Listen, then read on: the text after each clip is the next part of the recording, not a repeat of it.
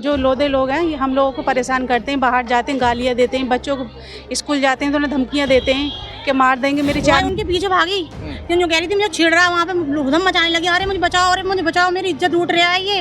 लड़ाई का वो अनेसा बनाना चाहती है, कभी तुम्हारे इसने फंसवाऊंगी, तुम्हारे इसे फंसवाऊंगी, तुम्हारे 2 महीने हो गए घर से बेघर, घर में आए नहीं है, खाने भी नहीं बने घरों में लोगों के।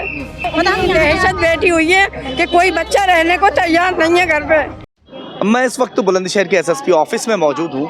बहुत सारी महिलाएं यहाँ पर पहुँची हैं अपनी गुहार लेकर। क्या कुछ पूरा मामला है इन्हीं से जानते हैं। क्या नाम है आपका? नाजरीन नाम है मेरा। कहाँ से हैं आप लोग? करीली से, डिवाई करीली। डिवाई के पास गांव करीरी से। जी जी। क्या मामला है सर वहाँ पे ये जो लोधे लोग हैं ये हम लोगों को परेशान करते हैं, बाहर जाते हैं गालियाँ देते हैं, बच्चों को स्कूल जाते हैं तो उन्हें धमकियाँ देते हैं कि मार देंगे। मेरी 4 महीने की बच्ची है, उसे एक बेटी खिलाने के लिए गई थी बाहर, तो कह रही ये नज़ाकत की लड़की है, इसे छीन लो। तो एक बड़ी बूढ़ी थी वो कह रही कि नहीं ये नज़ाकत की नहीं है ये लड़की, तो उन्होंने छीनी थी। वो कह रहे थे इसकी टांगें चीर दो इस लड़की, अगर इसकी नज़ाकत की लड़की है तो ये सही इतना परेशान कर रखा। उन लोगों ने कहते हैं कहीं मैज़त छोड़ो। क्या है आखिर ऐसा क्यों कर रहे हैं? ये इनसे लड़ाई थी 2 पंचों में। आपसे झगड़ा है? ऐसे हुआ था कि लड़की थी मेरी घर पे, मैं थी नहीं घर पे, मेरी लड़कियों से शराब पी के उधम कर रही थी लड़के, 10-12 लड़के। 2 महीने हो गए, 21 तारीख को, पूरे 2 महीने हो गए। 21 तारीख को। फिर हम क्या कह मैं हमने कहा कि तुमने ऐसा वो करा, तो हमारे ऊपर लेके पथराव करने लगी। लड़कियों को बहुत ज़्यादा छेड़छाड़ी करी थी। हमने कहा तुमने ऐसा क्यों करा, तो वो सब लोग आ गए गाँव से, आदमी भी आ गए, बच्चे भी लड़के भी, सब उन्होंने पथराव हमारे घर पे कर दिया था।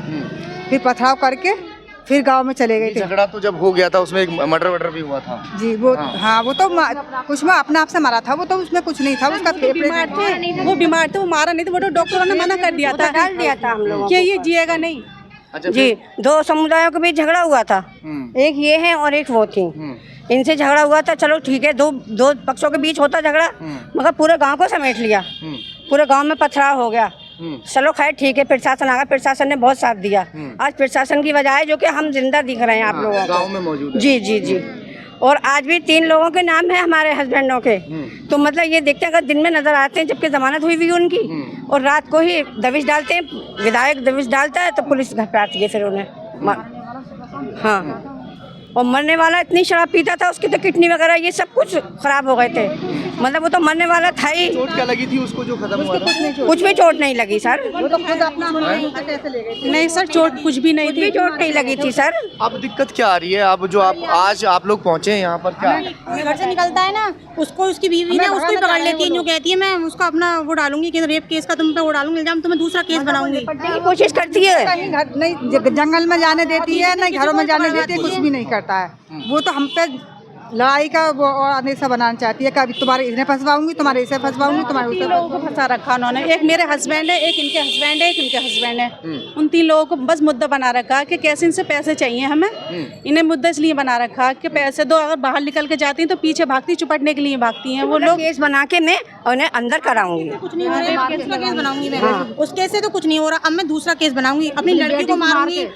हाँ, और सर 2 महीने हो गए घर से बेघर, घर में आए नहीं है, खाने भी नहीं बने घरों में लोगों के। और मेरी मम्मी खत्म हो गई, मेरा भाई आया है ना, उसको देख लिया है ना, महरूम है जो वो आई ना, आगे हो जाए।